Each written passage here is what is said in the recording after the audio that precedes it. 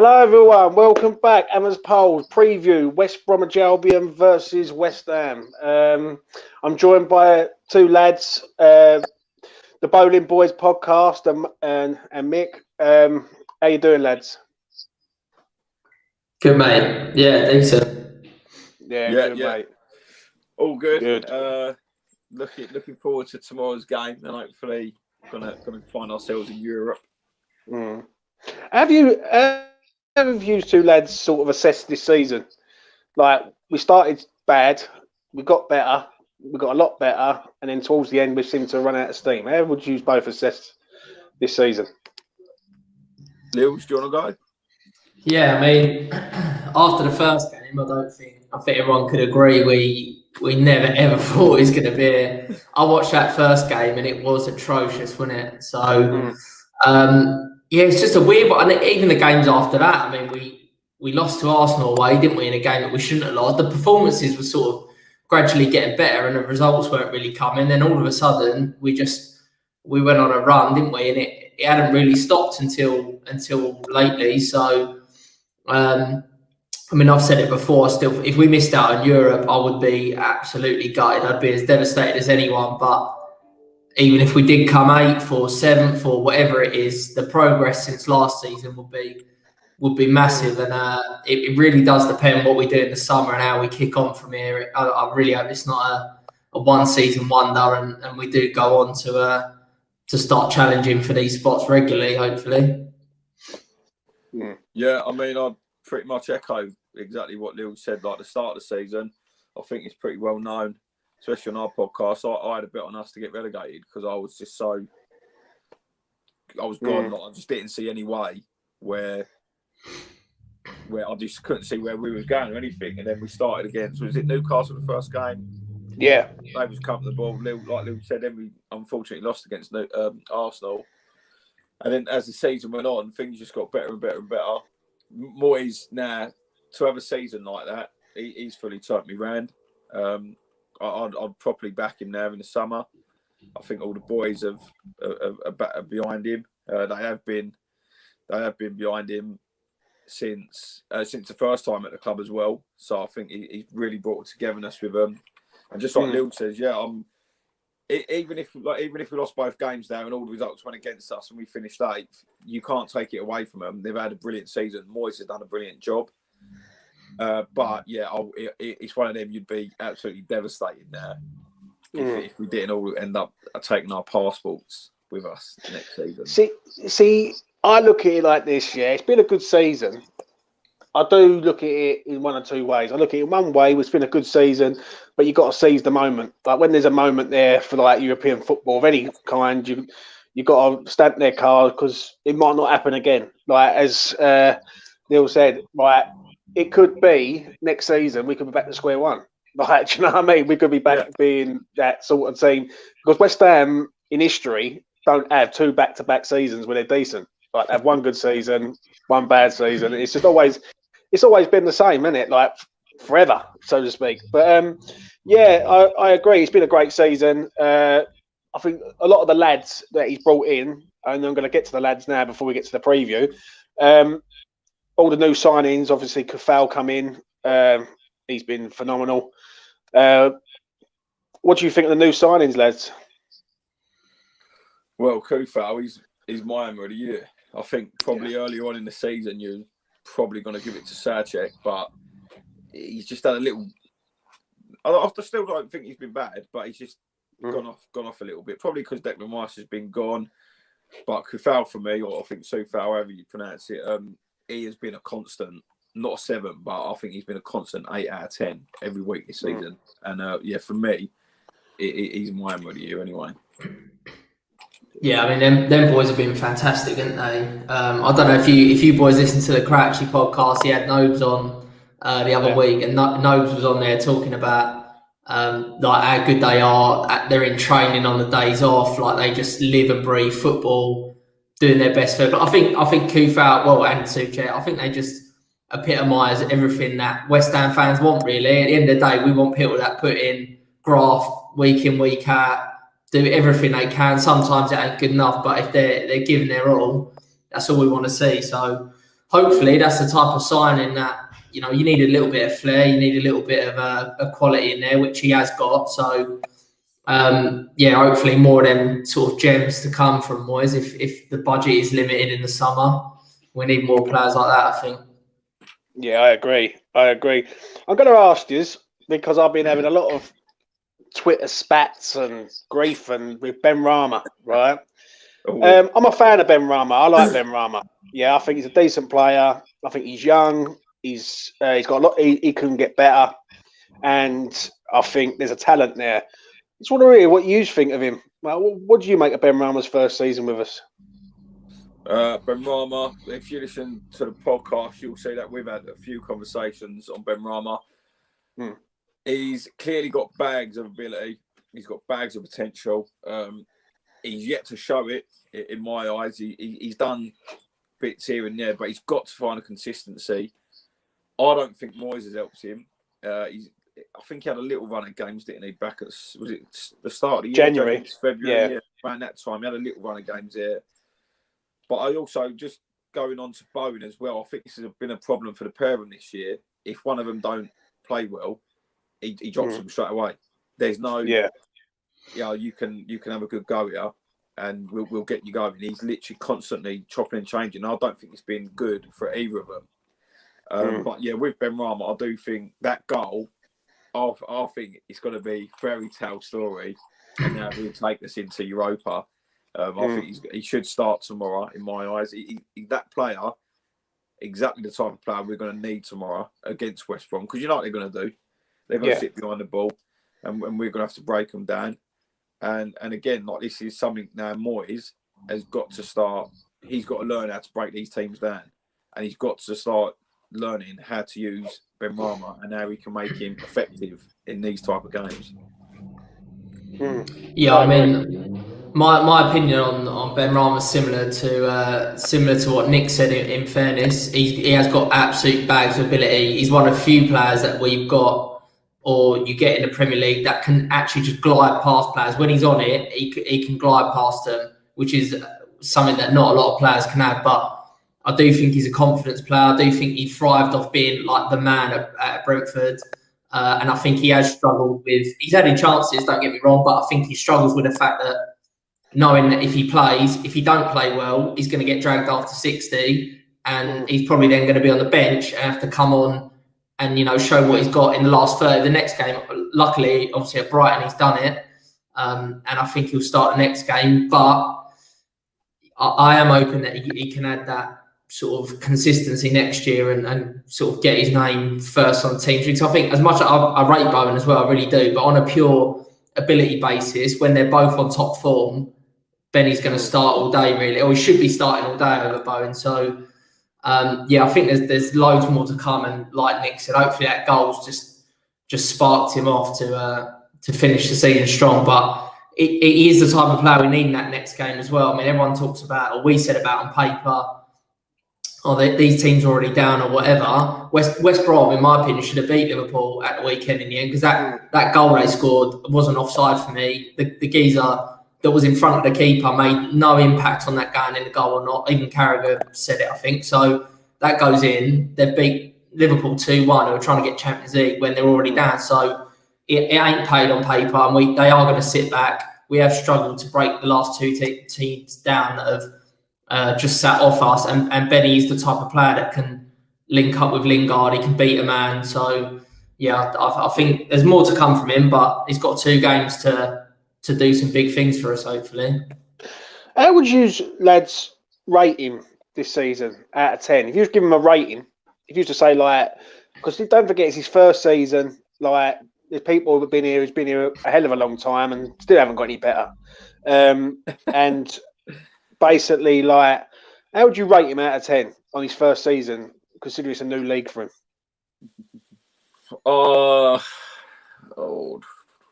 I'm gonna go over 6. I'm also gonna go over 6. Yeah, to be honest. Because he has, as much as he's shown what he can potentially do, he's not done it. He's not done it.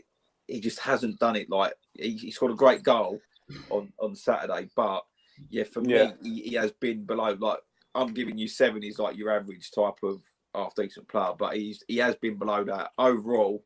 He's definitely been below that, but hopefully next year we can get him to either a 7 every week or an 8.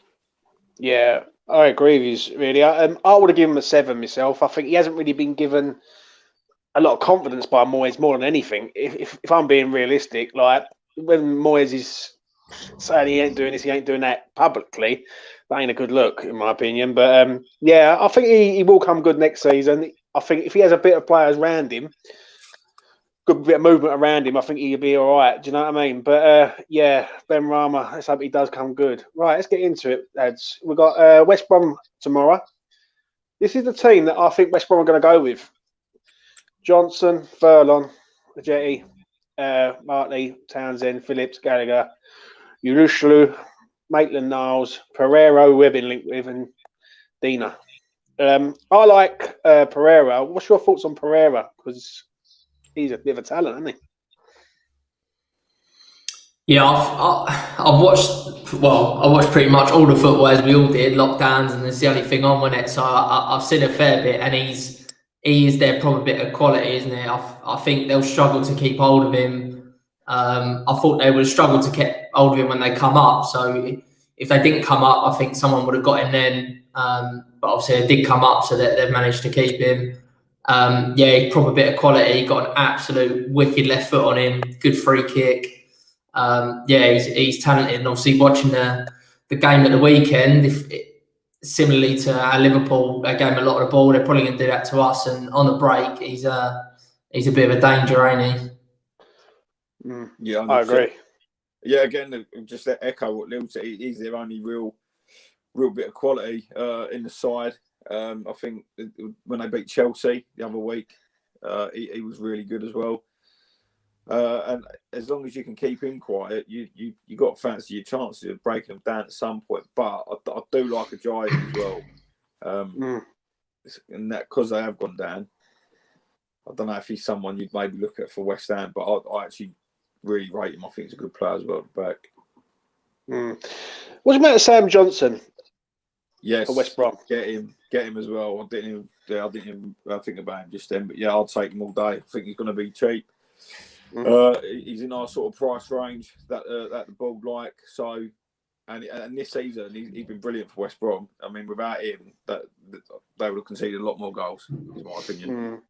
Yeah, he's solid. Like, and they're talking money wise, and that doesn't always match up. But they were talking just under the 10 mil mark, similar to what we paid for Fabianski, who I still think has got a couple of decent seasons in him. But it wouldn't be the worst thing to try and keep him on his toes. I know he don't often let us down, but I think he pretty much knows no matter what he does, he's starting. So it would be good. I don't think we've had a proper keeper sort of rivalry where you could coin flip who starts for a long time. We've had like a solid number one, then someone that you sort of steps in and you think, I wonder if they can do the job. I don't rate Randolph an awful lot, if I'm honest. No.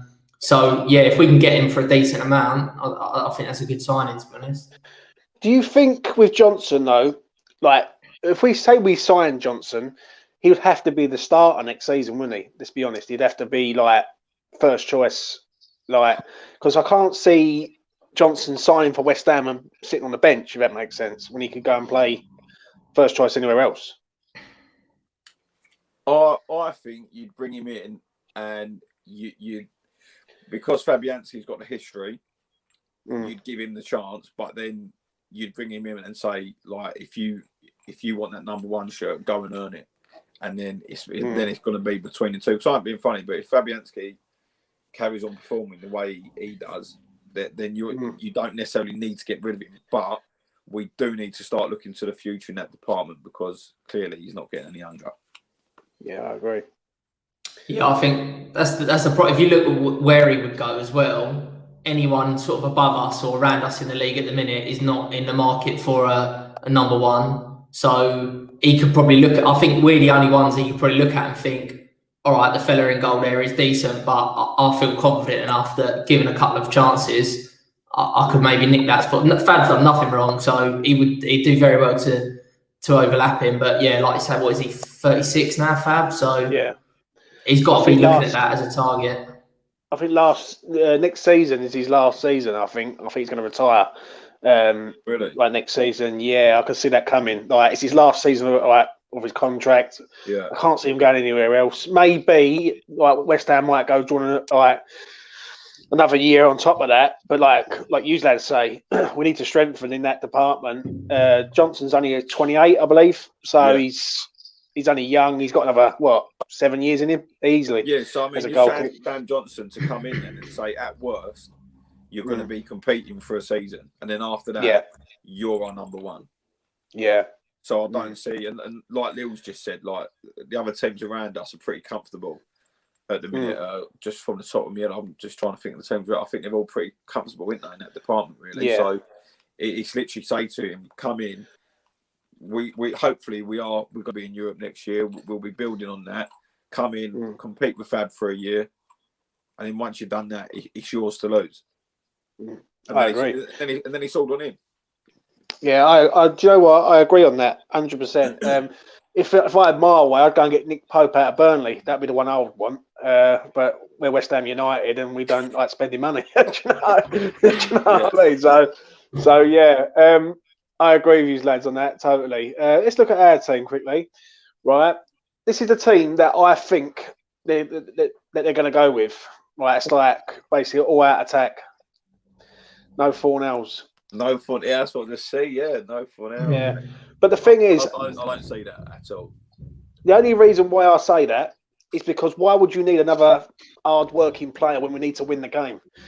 Like we need to win the game, like to get to Europe. And if someone said it on a show I done earlier on, they said if we need an hard-working player against West Brom, then there's something drastically wrong. Right? You know what I mean? We've got Souček and Rice in there. I think that's more than enough to sort of cover defensively against the West Brom side. What do you think? Yeah, all I would say is I actually think Fornells in the last few games has actually been very good on the ball. I think he's become renowned for our hardy works, but especially the game he dropped into holding midfield, he looked like the only one that was sort of trying to get hold of the game and play these little passes. He has been much better on the ball than probably people give him credit for. So I'd probably play him instead of Bowen, and pretty much the rest of the team you probably agree with. But maybe a lot of the little stuff that he does sort of go amiss, but he is adding that quality that we've always thought he must have, like Spain under 21s, like stuff he was doing for Villarreal. He can't just be hard work. So I'd probably start him over Bowen personally, but yeah, you could make an argument for either of them really. Yeah, I'll bring Fornells in as well. I think a lot of what he does goes unrecognised because I feel like Moyes has ingrained that hard-working mentality in him. That's what a lot of people know him for now. But for me, Bowen is a player who needs a lot of space to play in. If they're going to be backs to the wall, so we're going to have a lot of the ball. I'd rather have Fornells in these little pockets, in these little key areas, because I think he'll be able to play a ball. I don't think Bowen's got that in him. And yeah, like you say, he is renowned for the hard work he's been doing lately, but he's actually a quality player as well. Yeah, but do you have any sort of criticisms of Fornells? Like, he's been here 3 years. Like, don't get me wrong. Yeah, he's a good player, right?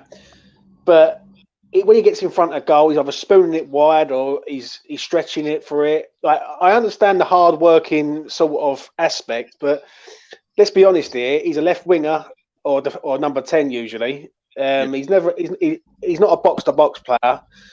And I look at it like, what does he? Apart from the hard work and the passing range, what does he sort of give us, so to speak? Like, I as a number 10. He's got 3 assists all season, and I think like, is that really justifiable? I think that's a Moyes, not a problem, but Moyes is very pragmatic in his approach to a lot of the games that we play. So when Fornells first come, he didn't have. He's always been hard working, but he's got really solid at defending this season. I think that's why a lot of people are falling in love with him. What he needs to now, what I think Moyes now needs to do is just free him up a little bit just say to him, look, carry on doing what you're doing, but now start showing us what you got going forward as well. I don't actually think this is a Fornals problem. I think this is a David Moyes problem. And Fornals is disciplined, and because he's disciplined, that's holding him back. Do you know, like a little bit like Wayne Rooney could play anywhere, and he'd go centre back and all that. I'm not comparing him to Wayne Rooney in terms of quality, but that way he plays, he will do a team for the job. And I think that's exactly what he's been doing all season. And I think it's now time, like for tomorrow, for Moyes to say, like, I want you here, I want you further up the pitch, I want you to do what you can do and provide quality. I think the only thing that, not the only thing he needs to add, but one of the big aspects, and I think he is getting slightly better at, is decision making in the final third. Especially the start of this season was pretty poor. So he gets in the position where he can either play the pass or have the shot, and he takes too long to decide what he wants. I don't think he backs himself fully, and I think that will come with, he's been an integral part of the team this year, and like Sam said, he's very much fitting what Moyes wants it to do. He brings in the other boys as well, so I get what he's got more goals and assists than obviously Ben Rama has, even though he's clearly had more playing time. But I think it's just that decision making sometimes when, a few times we've been on the break and you think, well, either have the shot or lay it off, and he gets caught in two minds. Once he gets that down to a T, I think the goals and assists will come, to be honest. Yeah, I mean, if you look at him if you look at him at Villarreal and some of the goals and some of the bits of play like he provided for them, like it's in there. But I do genuinely believe Moyes has not taking it out of him, but he's just got him, like what he's doing. I think with Ben Rama, he works with them. He works with all of these players, and first and foremost, because of the way Moyes manages, defend first and then we'll attack. And I feel like that's what's happening with Fornals, and now it's time to let him off his leash. Do you know what though? You said something about discipline, and I didn't really think of it like that. Is he a player that's just doing as he's told, basically, for Moyes, so to speak? But do you know, when I look at him, I look at a player that I just don't know where his best position is. Like, he's not a left winger. Like, I look at, he's not on the left-hand side. Yeah, it's okay covering Cresswell, I get it, on certain games, but he ain't going to beat a man, so to speak. He ain't going to go past someone with ease or with any pace or anything. As a 10, you can say, yeah, maybe. Like, there's a possibility there when he's in that final third, he can find a killer pass and things like that. But where would you, lads, say his best position is for West Ham? I'd probably still say it is on the left of the three, because I think you can get away with it more in terms of he's got Antonio, especially in that formation you've put there. If you replace him with Bowen, you've got three other players around him that are sort of renowned for making things happen. Antonio can do it, Lingard can do it, hopefully Benny can do it. He adds that balance among them. If you've got another one of them players, you've then got four very, very flair, skilled players up there, but not quite that, like you say, that discipline and the work rate. I don't think that is all to his game. I do think he has got a lot more, but like you say, has he got enough quality to play as a 10 like Lingard does? Probably not. He hasn't got the same, or he hasn't shown the same ability that Lingard's got, so he's not a 10. I don't think he's an holding midfielder, particularly. I think he could do a job there, but I don't think he is. And clearly he's not a striker, so I think you have to play him wide, really. Otherwise, nowhere else to really play him. Do you think though he's like an old school number 8, like a number 8 type player, like a midfielder, just like a central midfielder? Like, forget all the systems, like the old school central midfielders, like where he would sit there. He can go from one box to another and he can create things, so to speak. I personally would play him further up the pitch. I genuinely believe that there's real quality in there, but I do believe it's a Moyes problem and the way Moyes gets what he wants out of these players. Because if Fornals had gone into like an Arsenal, he wouldn't be expected to defend the way he does at West Ham. So I'm hoping from next season we'll start seeing Fornals in a more attacking sense, because so for tomorrow, for instance, I think this is one of them games where Jesse can go out on the left and Fornals can come in the middle and play his natural position. But when we're playing other teams and Moyes wants to defend more, that's when Fornals will go out onto the left, like you say, to cover Creswell. So under Moyes, you're probably right in saying he's like an old school type number 8, where he will go box to box. He'll put in the yards all day. But for me, I do think there's real quality in there, and again, it's up to Moyes to manage it and get it out of him. I think he suits like a 4-3-3 with Liverpool. You know, like that Wijnaldum type player. Yeah. He's very all-round solid, doesn't do anything particularly wrong. He's got another defensive midfielder next to him that's going to do the hard yards, and then maybe another centre midfielder like Thiago or whatever that's going to make it tick a bit more. I think he works well, or he would. Yeah. Similar to what you're saying about a number 8, I think he'd be good in that sort of position, but not really one that... Well, we've tried it a few times with Noble, and it never works, does it? So. Yeah, but you know what? You're bang on money there. You are, because what it is, when we're out of possession, it seems like we're a 4-3-3 system. Like, sit back and goes like a 4-3-3. When we're in possession, it's a 4-2-3-1. Like, Rice and Souček will sit there, and then the other 4 will go further forward. So, for like a sort of he's like not a utility player. That's a wrong choice of word, but he's a player that sort of can. It's like a multi-trader. He can go from one position to another in a space of like in and out of possession. So I understand he's a good player, but I just think he's been here 3 years. He's been here it ain't like he's been here like Ben Rama's been here. Ben Rama's been here 9 months, and with Fornals he's been here 3 years, and I just think like maybe that finishing article he's got to start putting them chances away. Like when he gets a chance, because he's had quite a few chances this year. Do you know what I mean? Yeah. So, going on to your prediction, lads, for tomorrow's game. How do you see it going? Win 2-0. I think we're going to break them down. I think, listen, if things had gone different on Saturday, that would have been a comfortable win. But obviously, the longer the time goes on, you start becoming a bit more wary of the situation, what's going on, and then you don't want to lose a goal. I know we ended up doing that on Saturday, but no, I don't think West Brom ain't Brighton. I think Brighton are a better team, clearly. I think we'll win 2-0. I think we'll win comfortably. I think it was 4-0 on Saturday. He had one clear off the line. Do you know what I mean? If that goes in on Saturday, I think we win that game. And we've lost a couple now. I think the boys will really be up for it. They'll see what's going on at Tottenham. They'll see the Everton result from Sunday. And they're going to want to finish in Europe. They deserve to finish in Europe. They've got 2 more games to do it, because I think we only need 1 win there. But I think they'll want Europa League football, and it won't be a comfortable win. It's never comfortable at West Ham, especially in this position. But I do think we'll win 2-0. Yeah. Yeah. What about you, mate? Yeah, I do. Well, I hope we'll win. I'm a little bit more pessimistic, just because I've said this. I can see big. I said this before. I can see Big Sam just trying to do a job on us. Like we were so solid under him in terms of like where he was. We didn't think he was mad for the job. We basically booted him and said, "You're good for stability, but not next level." He would love nothing more than to boot us out of European football, I think. But I'm hoping that, and the big thing that Nick said, I'm hoping is we've had 2 games where.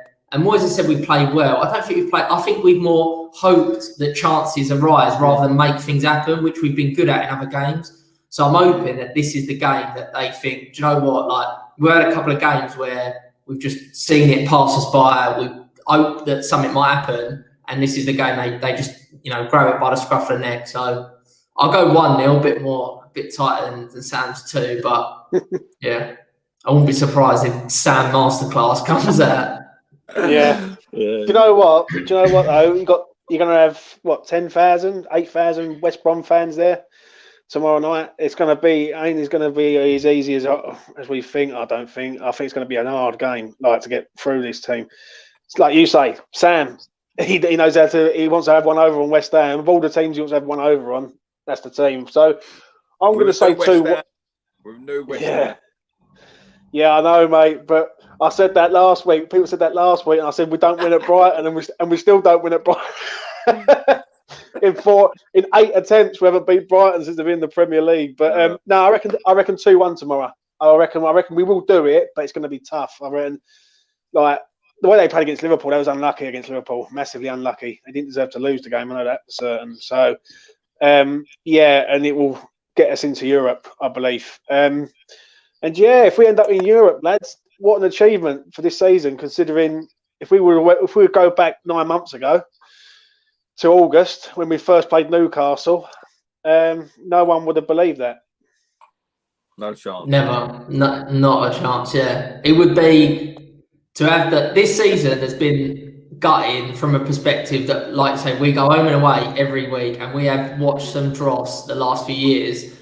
To have been on the roller coaster this year, some of the away wins that they've had as well would have been amazing. But if we can go back next year with some European away days to look forward to, I'll be over the moon, yeah. Yeah. Do you know what? What game, though, will you say, before I wrap it up, what game would you say is like the highlight game this season for you? What game would you say is like the one that you can go, you know what, I wish I was there? Spurs away, it'd have to be purely. That was almost the catalyst, wasn't it? Because we still weren't doing that well in the league at that point. Yeah, but would you have left at half time? You're saying this when we was 2-0 down at Wembley to him in the cup. I was there, and at half time we're going because we was under Bilic and he got sacked not long after that, but. We was on an awful run. We're 2-0 down at half time, and we're all going, if it's still this by like 60 or get one more, like we're going to go. And then all of a sudden, we won 3-2. So I'm not one for, we've had many a row about leaving early. I'm not one for leaving early because I think some of these places are travelling 5 hours to get there, and like people want to beat the traffic for 10 minutes. So I would stay to the end. But I know Nick's left when we went Everton away, I think, didn't you? 2-0 down in the cup and they won 3-2. So you never leave early. Dementia part. Yeah, we went all the way to Liverpool to watch that Everton game. It was 2-0 down. They got a penalty, Lukaku. So you know what I mean? I've had a few drinks and now I'm pissed. I went, no, fucking bollocks, come on, we're going. Yeah. Went down the stairs. We've heard a bit of a roar, so I've just thought, oh, that's Everton going now, 3-0. See you later, ta-da. As soon as we've got into a cab, he's gone, oh, yeah, it's 2-0 still, ain't it? I'm thinking, no, they've just scored. And then all of a sudden, 1 goal goes in, 2 goals goes in. By the time I've got back to Liverpool City Centre, it's 2-2. The 3rd goal's gone in. We're in this bar in the middle of Liverpool going mental, and it was just, I'd say a lesson learned. But then we went to Wigan away in the FA Cup. Yeah. When was we 2-0 down at half time then as well? And was it Suaku got sent off for speed? Red card, yeah. Yeah. Turned off. Left the game. I don't know. So when I've had a couple of drinks, I just lose all life. So once he's had a few drinks, as long as West Ham are winning, he's still there. That's all right. Exactly. Right, that's it, man. You know what, lads? I want to appreciate it, mate. I really do appreciate you coming on tonight and like doing the preview with us. It's been good.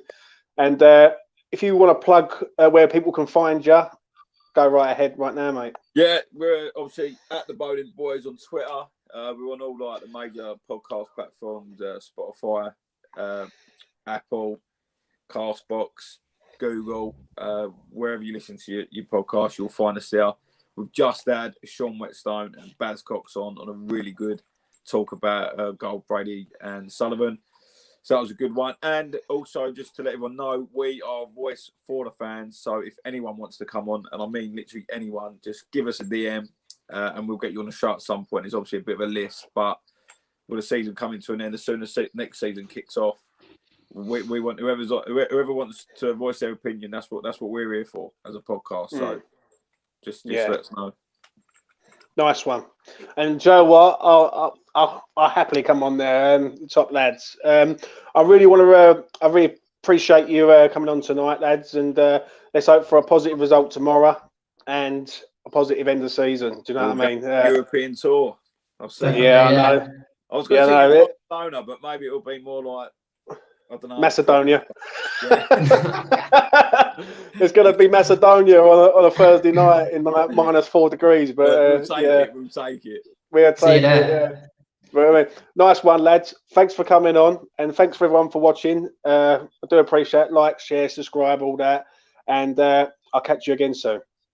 Cheers, mate. See you now.